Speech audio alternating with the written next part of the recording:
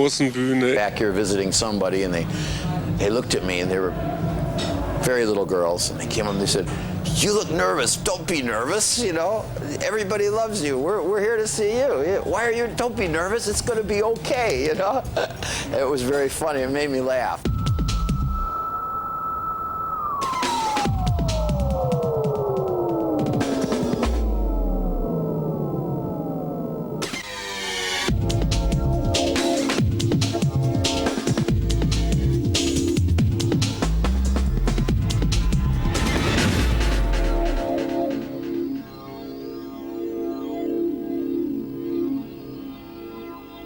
Iggy Pop är en idiot.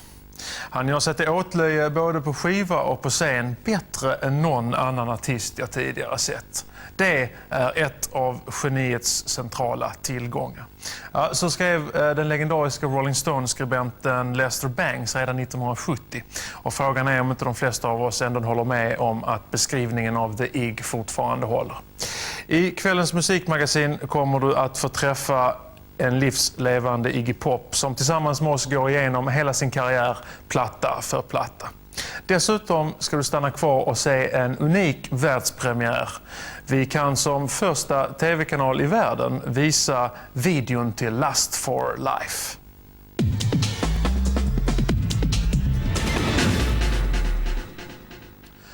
Hör du till dem som, liksom jag, har väldigt svårt att hänga med när det ska diskutera tillsammans med sina föräldrar?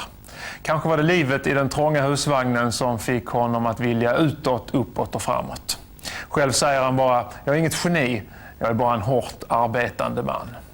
1969 släppte The Stooges den första plattan som Iggy Pop var inblandad i.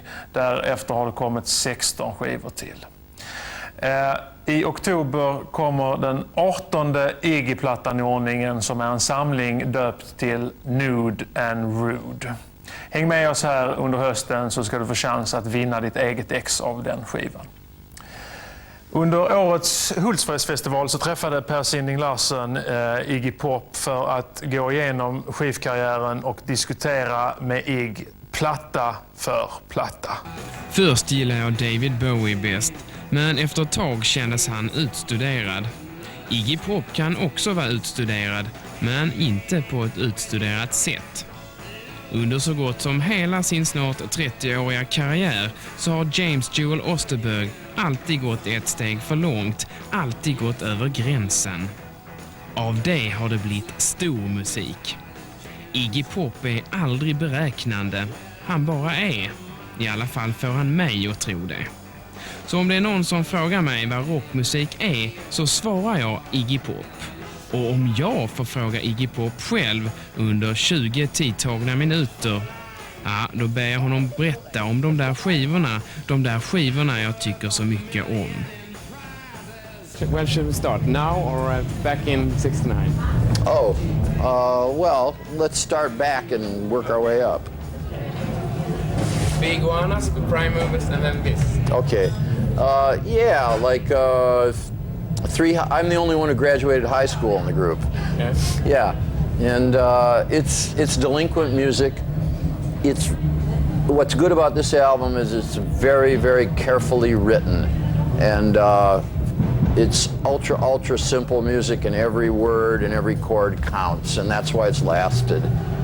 Is it true that some of your lyrics that you got them for being a blues musician in Chicago? It's simple. Part of them are mixed up. They're mixed up blues lyrics, advertising jingles, and from garage bands like Question Mark and the Mysterians had a song called 96 Tears, and that was the first time I saw a number used, and I thought 96. Well, this is 1969. That would look good too, and ergo the song, you know. So and jazz too is present on this album, but it's quiet, you know, you don't notice it.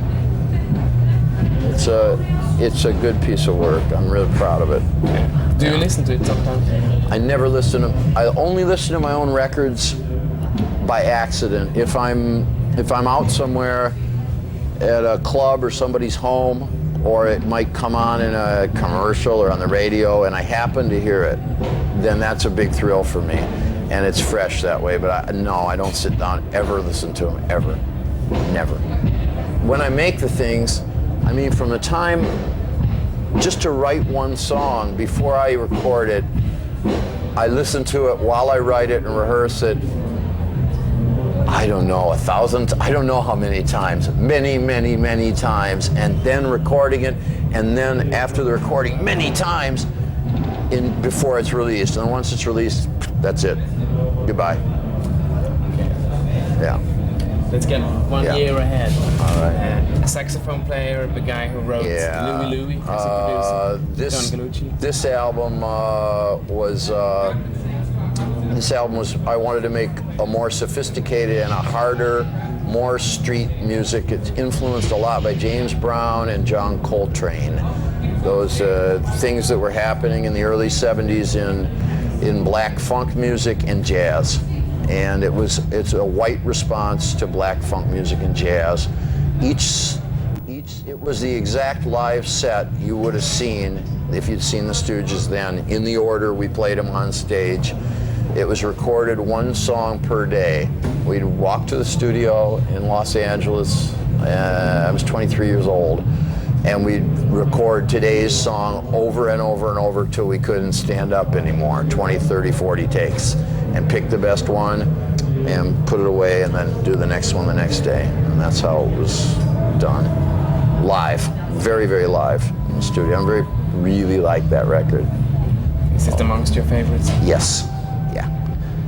It took 10, 15 years until I realized how good it was. Because when I make them, my expectations are very high. I aim really high and nothing's ever good enough. And it's like, it doesn't sound like it should. And then later, I heard it, I think it was in a club in Switzerland 12, 15 years later, I went, oh, what the fuck is that? And that's you. Oh shit, you know, wow. And it sounded good, and then it has ever since to me. Do you see that crowd? Yeah, I do mean you. Do you see that crowd? Yeah, I do mean you. She got a TV eye on me. She got a TV eye. She got a TV eye on me. From the States to London and to this. This one was at the CBS studios. This one was really weird to make because I was under pressure by that point. I'd lost Elektra had dropped me because the music wasn't commercial at that time. And those albums on Elektra have since gone into the black, and they're making their money now, and I get my royalty and everybody's happy. But they had dropped me, and so CBS and my managers wanted me to make a commercial album with no Stooges. They wanted a nice, just a charismatic lead singer, but I wanted to make a Stooges album. So we made this, and I fought very hard to make this album. It's a very druggy album. There were a lot I had to do to defend my music at that time. It's a very extreme album. And by the time this album was done, I was mentally unsound. It was really like, ah! But I got the album made, and I'm lucky I did. Back to LA and James Williams. Yeah, again. I'd been dropped. CBS dropped me too. Their management dropped me. Everybody dropped me. I was living on the street and crashing around in people's apartments in LA, and thought it was desperately important to make some product to keep going. People were offering me various straight projects, which I refused. To be the lead singer of a New York Dolls type band, or to be to be like David Cassidy or something. And I said no. And instead I wrote these songs with James Williamson. By the time we were supposed to go in the studio, I checked myself into a mental hospital because I had a drug problem, and there were no treatment facilities widely available at that time. It was early in the heroin mess, and there were no rehabs. So they let me out on the weekend and I recorded the vocals to this. And what I like about this album is what it says about Los Angeles and American life at the time is almost exactly what the rap music from LA of 25 years later said. It's exactly the same things. Kill City talks about it being a playground for rich people, and how I had a loaded gun and if I may die, but I'm going to take you out on the way down if that's the way it's going to be. It was a very bitter, nasty little album. There are a lot of love songs, and in the love songs, basically, I hate all the girls I'm in love with. It's a nasty, mean little album, but I'm proud of it, and I think it was prescient. I think it was ahead of its time. Made it for $3,000 in Jimmy Webb's backyard. If you're alone and you got some fear, so am I, baby, let's get on out of here. Raw power is sure to come around into you. Raw power got a heated hand. Raw power can destroy a man. Raw power, it's a more than soul. Got a sound called rock and roll. Raw power. Nick Kent, the journalist, found the tapes and sent them to France, to Skydog. I don't know how this came out, but this is a tape of the last Stooges show, basically. And the night before, I'd gotten in a punch-up with a member of a biker gang, and I got the worst of it because he's much bigger than me. I'm not a great fighter anyway. So they all came to our gig, and I challenged them on stage, and people threw. Who here hates the Stooges? Right. It was the Scorpions from Detroit, and I had my own biker gang to protect me called God's Children, and it was basically one giant punch-up for an hour and a half, and it's interesting, you know. There are also some good songs on this that don't appear on any other Stooges albums because we were constantly writing. So I think Cock in My Pocket and Head on the Curve are pretty good. Yeah? Yeah. I like the cover. I like that. Rest in peace. Berlin. Big switch. I realized the string had run out for me in terms of doing wild guitar band music. There was no longer anybody that could keep up with me in that regard, and I couldn't keep going in that game. So I did a switch. Bowie was doing very good work at the time, and he'd always wanted to produce an Iggy album and suggested we do so. So I said, let's go. And this is basically music by Bowie. He's almost the whole band on this. He plays half of all the instruments, and lyrics and melodies by me. And it's a very dark, nasty little album. Basically, most of the lyrics on the album are about what it was like to hang out with David Bowie on the Station to Station tour. So it's all about going. You were on it. Yeah. I was hanging out with him. So it's all about staying up all night, doing naughty things. But Dum Dum Boys reflects. Dum Dum Boys is reflective on the Stooges. That was his suggestion. He said, why don't you write a song about the Stooges? And I thought, good idea. Bring it to a close and tell the story. So that's what we got. Someone says this is like the one could have been your biggest commercial success up to date. Well, this one's funny. Lust for Life was I thought it was a hell of an album. I'd been back on tour. I had a strong band. I went in and recorded this in 2 weeks. From the beginning of writing it until the end of mixing it. 2 weeks. Very, very fast. Cocaine, sausages, and beer in Berlin. And it didn't hit at the time, but it has since been an enormous hit for me in a very strange way. Many corporations use Passenger. I've had covers up the ass on all the songs on this thing. The album itself was re-released and sells much better than it did. And now Lust for Life is used prominently in Train Spotting. And next week I'm going to shoot a video for Lust for Life, and it's going to be a single in July. So it took 19 years, but finally I'm going to get my single with it. The TVI, now Bowie was with you on tour. TVI was, it's half of it is live with the band that Bowie fronted. The other half is live with the band after that, on the tour after that. And basically just a nasty little rock and roll album. Some people hate it and some people like it. That's all I have to say about it. It was the last album for RCA. I'm freezing. Sorry. Okay, we take it in a... So cold. We take it quicker. Yeah, okay. New Values, Jeyem, får vi lite som igen. New Values, that was my first album going completely solo after I'd worked with Bowie. And, you know, I had never been comfortable.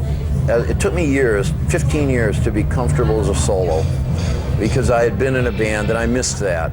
And I missed it doing this album, but I worked hard on the songwriting, and I think the songwriting is good, and it's a careful little album. It's recorded and played simply, and it's re-released now. I'm happy about it. Look, it's a guy looking for some new values. Trying to figure out, you know, a guy in his early 30s trying to figure out, gee, well, I'm bored, I'm a shaman. yeah, what do I stand for? What's of use to me in the world? And getting no answers. He's free. I take it now because I'm Yeah, in a sure, hurry. sure. Some people say they're not good of yours, but I think I like them.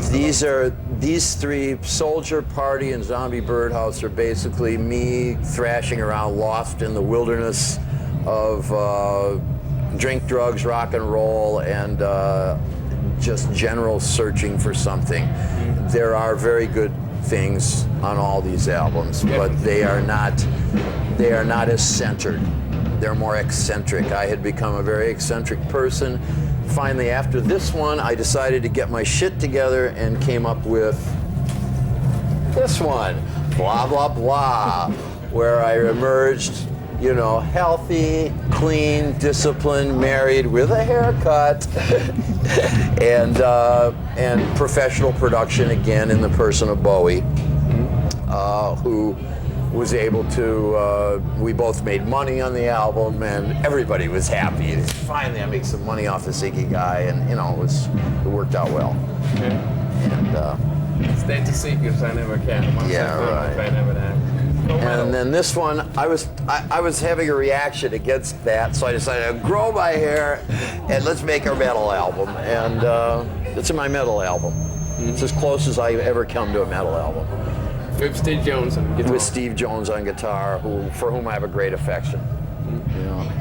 And then I made this one was big for me, and this is my biggest seller. Yeah, I guess so. Yeah, it's of all time. Brick by Brick's a big seller. One of the biggest in the States as well.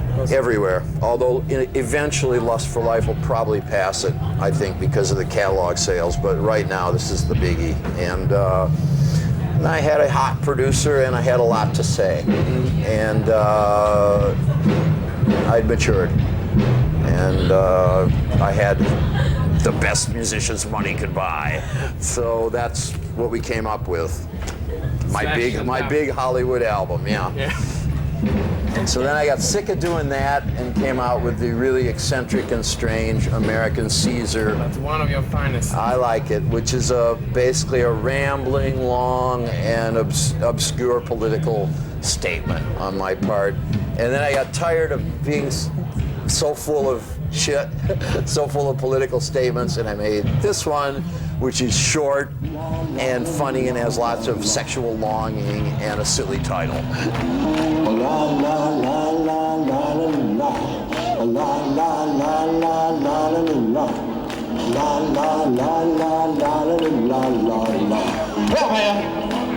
more time!